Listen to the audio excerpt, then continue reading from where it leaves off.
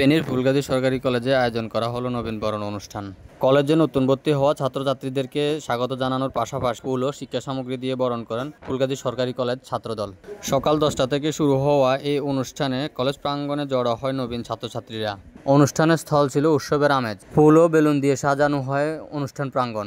এই সময় ফুলগাজী সরকারি কলেজ ছাত্রদলের সভাপতি ও সাধারণ সম্পাদক নবীনদের হাতে ফুল দিয়ে তাদেরকে স্বাগত জানায়। ফুলগাজী সরকারি কলেজের নবীনবরণ অনুষ্ঠানটি কলেজের শিক্ষার্থী ও এলাকাবাসীর মধ্যে উৎসবমুখর পরিবেশ সৃষ্টি করে। এই ধরনের আয়োজন ভবিষ্যতে অব্যাহত থাকবে বলে প্রত্যাশা করেন ফুলগাজী সরকারি কলেজের ছাত্রদল। এই সময় ফুলগাজী উপজেলা ছাত্রদলের সদস্য সচিব কাজী আব্দুল আলিম বলেন, আমরা চাই নতুন প্রজন্ম পড়াশোনার পাশাপাশি সামাজিক ও সাংগঠনিক কর্মকাণ্ডে ভূমিকা রাখুক। কলেজে একটি আদর্শ শিক্ষাঙ্গন হিসেবে গড়ে তুলতে সবাইকে একসাথে কাজ করতে হবে। প্রথম দিনে এমন সুন্দর আয়োজন পেয়ে নবীন শিক্ষার্থীরা খুবই আনন্দিত।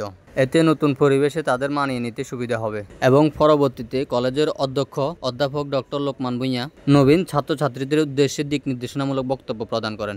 আপনারা যারা গার্ডিয়ান আছেন তারা বুঝতে পেরেছেন যে এখানে যারা শিক্ষকবৃন্দ আছেন এটা বাংলাদেশের সবচেয়ে প্রতিযোগিতামূলক পরীক্ষা বিসিএস দিয়ে লক্ষ লক্ষ শিক্ষার্থীদের মধ্য থেকে তারা শিক্ষক হয়েছে। কাজে এদের থেকে তোমার অনেক কিছু শিক্ষা আছে। একজন ছাত্র এসএসসিতে খারাপ রেজাল্ট সে যে এ প্লাস পাবে না এটা বলা যাবে না, কারণ যে কোনো মুহূর্ত যে কোনো মোটিভেশন তোমার জীবনকে পাল্টিয়ে দিতে পারে।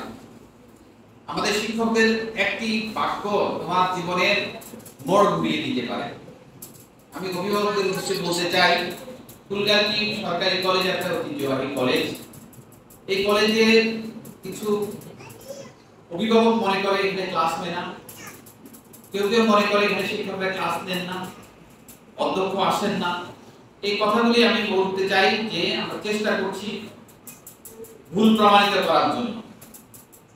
তাই অভিভাবকদের দৃষ্টি আকর্ষণ করে বলতে চাই, আপনি দেখবেন ওই অভিভাবকের শিক্ষার্থী ভালো করে যে অভিভাবক সচেতন।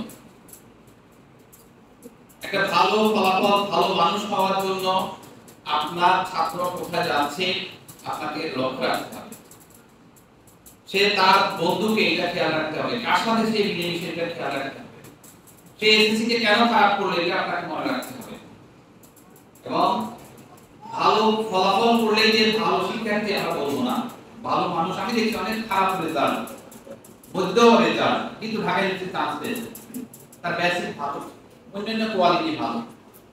অনেকে আছে বুকওয়ার্ম, মুখস্থ বিদ্যার উপর নির্ভরশীল।